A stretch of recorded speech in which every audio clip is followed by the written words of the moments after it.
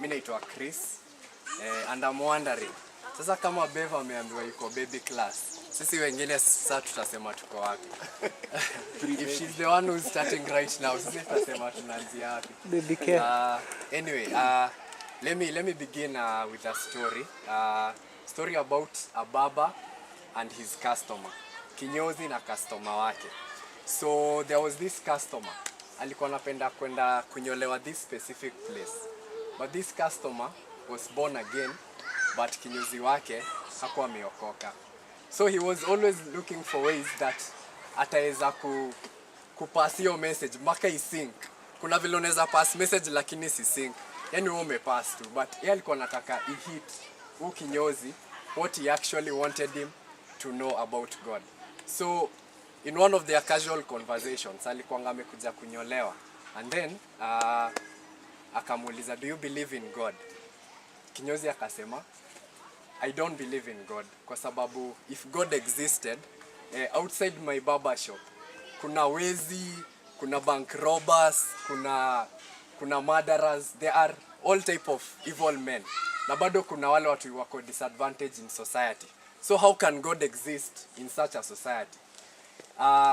Ukasoma kafikiria kona, let me not give the answer right now, that after another bigger point, because hapo hivyo yenyewe alikuwa ngamemhit. So akadecide that after another point, and then I pass the message across. After that session, after ameshanyolewa akatoka, and then when he was outside akaona a very old mzee just across the street. Jamaa anakaa yuko na nywele nyingi all over, ni kama hajainyolewa. So what he did, akarudi ndani ya kinyozi. Akakuja sasa na psych, akamwambia mimi, I don't believe in barbers. How can vinyozi wana exist aje? Sasa ukinyozi anashangaa, jamaa si nimetoka tu kumnyoa sahi. Anasema, how can you say a barber does not exist yet nimetoka kunyoa sahi, and you are contented with that work? Sasa ukasoma akamwambia, I don't believe barbers exist kwa sababu right across the street from your shop kuna mjamaa mzee anakaa ni kama hajainyolewa. Sasa wewe unasema wewe ni kinyozi. How can a barber exist yet there exist such people? Akamwambia, in the same way God exists, but we are not keen atuchukuangi the next step to make sure that he actually exists. That old man, he was right across the street from the barber shop. Kama angetaka angevuka na ingie na anyolewe. But yet kinyozi yuko, but the old man does not know that the barber exists. So in the same way, God exists. It's only for us to take that initiative. Now, talking about Bev, I was conscious that God existed, but sikuanga najua in that powerful way that God exists until I met Bev. Bev anakuanga anabadilisha the way you think. If you always think negative about something, unasema nimepata A's 3, nimepata B's 2, nimepata C's 2 the same. Yet I'm supposed to have like 35 A's for me to get a first class.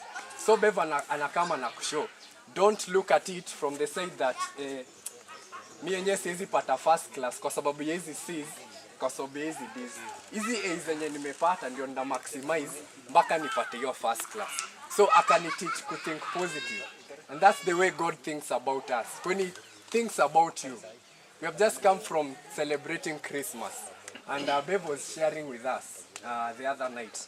Alikuwa anasema, everybody is used to saying that in a season you have to celebrate Christ's birth. That Christ is the reason for this season.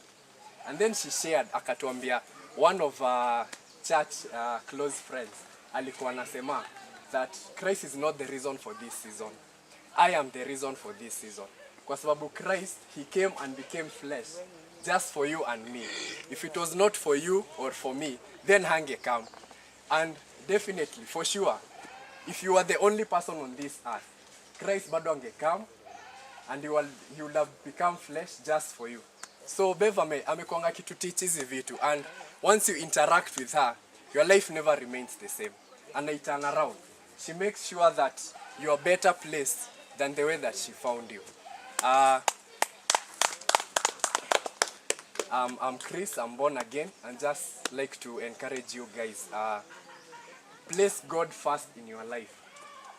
Place God first in your life, and all other things shall come to pass. Solomon said, after he had acquired everything hii dunia umetaka, power, wealth, wives, alikuwa na nations under him. Yet akasema, after all these are vanities. All this is useless. Akasema, without God in my life, then I am nothing. Kama Solomon alifika hiyo point, mi ni nani? Sasa nijaribu kufika point, hata maybe itafikia, maybe itapita, but pia utafika to your point, and then you'll realize that if I had placed God earlier on first in my life, ningekuwa niko mbali sana. So just place God first in your life, and your life will never be the same. God bless. Thank you, Chris. Asante sana.